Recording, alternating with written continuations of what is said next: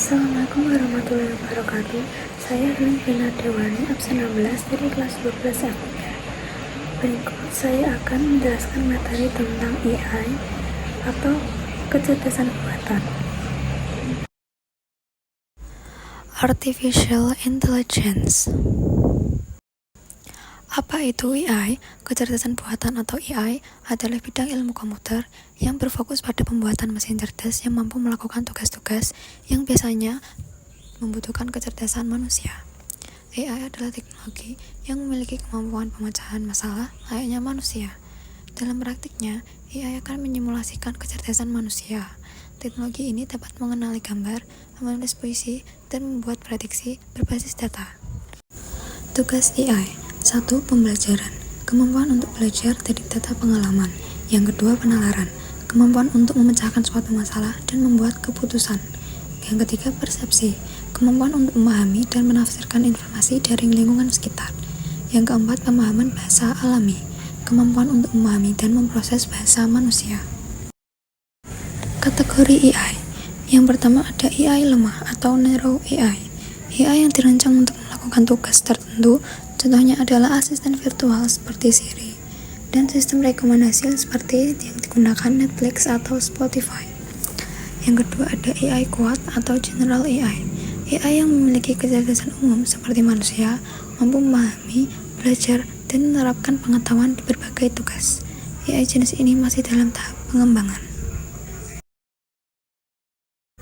Contoh AI. Yang pertama, asisten virtual seperti Google Assistant dan Siri. Yang kedua, autocorrect di smartphone. Yang ketiga, aplikasi transportasi online seperti Gojek, Grab, dan Maxim. Yang keempat, aplikasi berbelanja online. Yang kelima, aplikasi streaming seperti Spotify, Pandora, Video, dan Netflix. Yang keenam, chatbot yang dapat menjawab pertanyaan berdasarkan kata atau frasa yang dikenali. Yang ketujuh, game online. Dan yang kedelapan, iklan online. Penerapan AI dalam kehidupan sehari-hari. 1. Asisten virtual membantu kita dalam tugas-tugas sehari-hari seperti mengatur jadwal, mencari informasi, dan mengontrol perangkat rumah pintar. Yang kedua, sistem rekomendasi memberikan rekomendasi produk film atau musik yang sesuai dengan preferensi kita. Yang ketiga, mobil otonom, mobil yang mampu mengemudi sendiri tanpa campur tangan manusia. Yang keempat, diagnosis medis, membantu dokter dalam mendiagnosis penyakit dengan lebih akurat. Yang kelima, deteksi penipuan, menganalisis data keuangan untuk mendeteksi aktivitas penipuan. Dampak positif AI. 1. Meningkatkan efisiensi dan produktivitas. AI dapat mengotomatiskan tugas-tugas berulang dan kompleks, membebaskan manusia untuk fokus pada pekerjaan yang lebih kreatif dan strategis. Yang kedua, meningkatkan kualitas hidup. AI dapat membantu kita dalam berbagai aspek kehidupan, dari kesehatan hingga transportasi. Yang ketiga, membuka pintu kreativitas baru. AI dapat membantu kita dalam menciptakan karya seni, musik, dan sastra yang baru dan inovatif. Dampak negatif AI. 1. Pengangguran.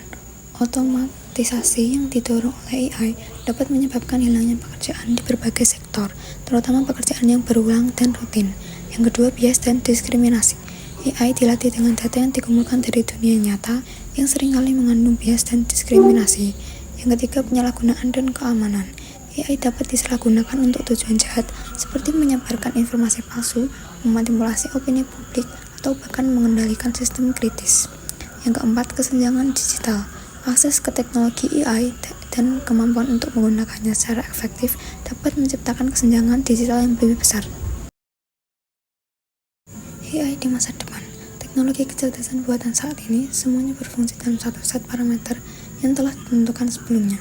Seperti AGI adalah bidang penelitian AI teoritis yang mencoba membuat perangkat lunak dengan kecerdasan mirip manusia dan kemampuan untuk belajar sendiri. AGI dapat memecahkan masalah yang kompleks dalam pengaturan dan konteks yang tidak diajarkan pada saat pembuatannya. AGI dengan kemampuan manusia tetap menjadi konsep teoritis dan tujuan penelitian. Ini adalah salah satu kemungkinan masa depan AI. Sekian materi yang bisa saya jelaskan.